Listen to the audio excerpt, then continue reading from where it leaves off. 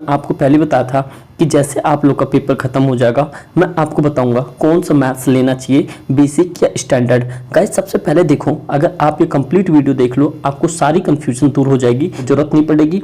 और हाँ, एक चीज याद रखना, बस आप जो डिसीजन लो खुद पे डिसीजन होना चाहिए। पहले मेरी बात आप सारी सुन लो, अच्छे तरीके से आप अपने माइंड में एनालाइज कर लेना। एनालाइज करने के बाद आप अपना सटीक डिसीजन लेना कि हाँ भाई मुझे करना क्या है और कौन सी मैथ्स अभी लेनी है। बिकॉज आपको पता है यही एक बेस पॉइंट होता है, अगर आप यहाँ पे थोड़ी सी मिस्टेक किए तो आपकी पूरी लाइफ पछतानी पड़ सकती है। तो इसलिए आपको सोच समझ के काम करना होगा। तो गाइस देखो, सबसे क्या करें, आपको पता है कि जैसे आप लोग 9th से आपको पता है कि हिंदी का पेपर खत्म हुआ और हिंदी का पेपर भी इवनली आपको मैच होता हुआ आया। तो चलो आप लोग का बहुत बहुत धन्यवाद, आप लोगों ने जो इतना ट्रस्ट किया मेरे पर, और ये मैं ट्रस्ट आपका 10th में मैं 90+ ला के दूंगा, इतनी मैं गारंटी बता रहा हूँ। जो शेड्यूल होगा वो मैं बाद में बता दूंगा, बस आप लोग कंप्लीट पहले इस वीडियो को समझो, बाद में क्लासेस की बात हम करेंगे। देखो सबसे पहले आपको करना है सिलेक्ट क्या करना है। देखो गाइस मैं आपको एक चीज बताता हूँ, कट एंड क्लियर, जो मैं रोज फेस करता आ रहा हूँ। 2020 में ये चीजें शुरू हुई थी,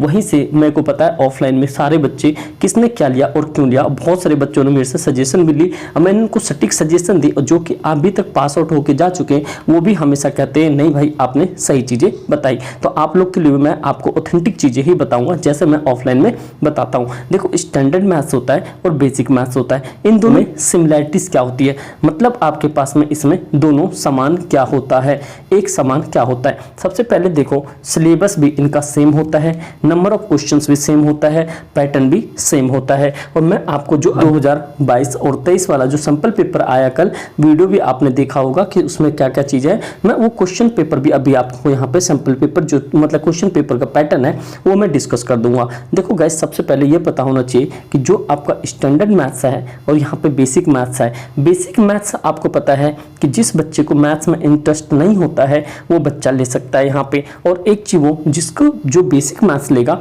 उसके लिए इंजीनियरिंग का रास्ता, मतलब कि इंजीनियरिंग आप नहीं कर सकते। अब वही जो स्टैंडर्ड मैथ्स लेगा इसके लिए सारे रास्ते ऑन है। अब देखो ये स्टैंडर्ड है, ये बेसिक है। अब याद रखना स्टैंडर्ड वाले अगर आप यहाँ पे साइंस स्ट्रीम में जाना चाहते हो, कॉमर्स में जाना चाहते हो तो आप आराम से जा सकते हो, लेकिन बेसिक वाला आर्ट्स ले सकता है, यहाँ पे कॉमर्स में जाएगा लेकिन विदाउट मैथ्स मिलेगी। ये बात हमेशा याद रखना। पता है ऑफलाइन में मेरे यहाँ पे बहुत सारे बच्चे आपको होता है जो कॉमर्स में पढ़ रहे हैं वो अभी विदाउट मैथ्स के पढ़ रहे हैं, जिन्होंने बेसिक मैथ्स ली थी अब मैथ्स के साथ वो पढ़ रहे हैं जिन्होंने स्टैंडर्ड मैथ्स ली थी। तो ये भी चीज़ आपको पता होना चाहिए। अगली बात बची है क्या होता है पीसीएम या यहाँ पे पीसीबी, फिजिक्स केमिस्ट्री बायो। तो इनमें याद रखना आपको साइंस लेने के लिए हमेशा आपके पास यहाँ पे स्टैंडर्ड मैथ्स होनी चाहिए। अगर आप विद मैथ्स लोगे, अगर जेई निकालने जाते हो, मेंस में जाते हो या जेई में जाते हो, ठीक है, या नीट में जाते हो तो आप लोग को वहाँ पे मैथ्स की जरूरत पड़ेगी। इवन आप कल को कोई गवर्नमेंट जॉब में जाते हो तो वहाँ पे भी आपको जरूरत पड़ेगी,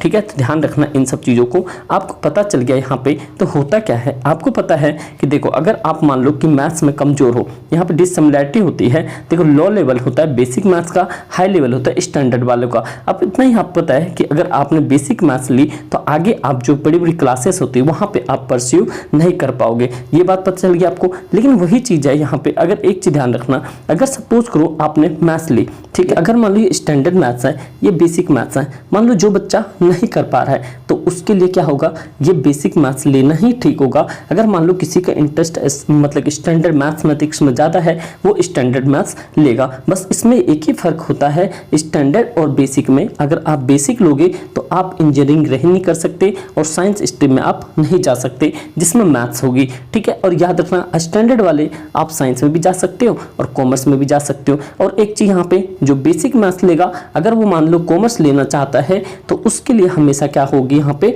विदाउट मैथ्स मिलेगा। उनके पास मैथ्स नहीं होगी, सिर्फ उनके पास में क्या मिलेगा, अकाउंटेंसी मिलेगा, यहाँ बीएसटी मिलेगा और यहाँ पे इकोनॉमिक्स मिलेगी और कोई भी एक एडिशनल सब्जेक्ट हिंदी और यहाँ पे इंग्लिश, ये कॉमर्स में हो गया। अगर मान लो अगर आप आर्ट्स में जाते हैं तो आपको हिस्ट्री मिलेगी, यहाँ पे पॉलिटिकल साइंस, यहाँ पे आपके पास में एक ज्योग्राफी मिलेगी और यहाँ पे आपका फिजिकल साइंस या हिंदी और इंग्लिश ये मिलेगा। अगर मान लो आप स्टैंडर्ड से साइंस में लेते हो तो आपको फिजिक्स, केमिस्ट्री और बायो मिलेगी। अगर आप मान लो ये हो गए यहाँ पे डॉक्टरी में जाने के लिए, अगर मान लो जे इंजीनियरिंग में जाना चाहते हो तो आपको यहाँ पे PCM भी लेना पड़ेगा, फिजिक्स, केमिस्ट्री, बायो और मैथ्स, ये सारी चीजें आपकी कंक्लूड वहां से होके आती है। तो दोस्त मुझे पता है आप लोगों की चीजें समझ आ गई होगी। अगर आप लोग को आप देखो मैथ्स में इंटरेस्ट है तो ऑब्वियस बात आप स्टैंडर्ड मैथ्स लो। अगर आगे आप परस्यू करना चाहते हो, अगर हाई एजुकेशन अच्छे तरीके से लेना चाहते हो तो आपको स्टैंडर्ड मैथ्स के साथ जाना चाहिए। गाइस मैं बताता हूँ, मेरा एक्सपीरियंस है ये स्टैंडर्ड और बेसिक मैथ्स करके, ये गाइस आपको पता है सब कुछ सिमिलैरिटी होती है इवन स्टैंडर्ड और बेसिक में भी। ये चीज याद रखना, अगर आप चाहते हो अच्छे लेवल की हायर एजुकेशन गेन करना, आगे जाके भविष्य में अपने आप को बहुत अच्छे लेवल पर देखना चाहते हो तो आपको स्टैंडर्ड मैथ लेनी चाहिए। जिसको बिल्कुल भी समझ नहीं आता है उसे आपको स्टैंडर्ड छोड़ के बेसिक लेना चाहिए। अब एक चीज याद रखना दोस्त, यहीं पे आपकी लाइफ की डिसीजन होती है। अगर आज आपने डिसीजन अच्छा लिया तो डेफिनेटली आपकी लाइफ आगे जाएगी। तो मुझे उम्मीद है आप लोगों को जिसको स्टैंडर्ड मैथ्स लेनी है या जिसको बेसिक लेनी है, सारी डाउट 22 और 23 का जो सिलेबस है मैथ्स का वो किस फॉर्मेट में है आपको पता है। इसमें आपको एक नंबर सिस्टम पढ़ना पड़ता है, अलजेब्रा पढ़ना पड़ता है, कोऑर्डिनेट ज्योमेट्री पढ़ना पड़ता है, ज्योमेट्री पढ़ना पड़ता है, ट्रिग्नोमेट्री, मेंसुरेशन और स्टैटिक और प्रोबेबिलिटी। ये देखो जो आपने 9th में पढ़ा ये सेम होगा, यहाँ पे थोड़ी स्टैंडर्ड हाई हो जाएगी। ये आपके लिए एक नया फीचर होगा जो कि मैं आपको शॉर्ट ट्रिक से बता दूंगा। अगर आपने अभी भी देखा होगा तो आपका 10th के प्लेलिस्ट में जाके देख सकते हो, अभी भी आप 1 मिनट में समझ जाओगे। तो जितने भी और सब आप इन सब चीज़ों से आप बहुत ज़्यादा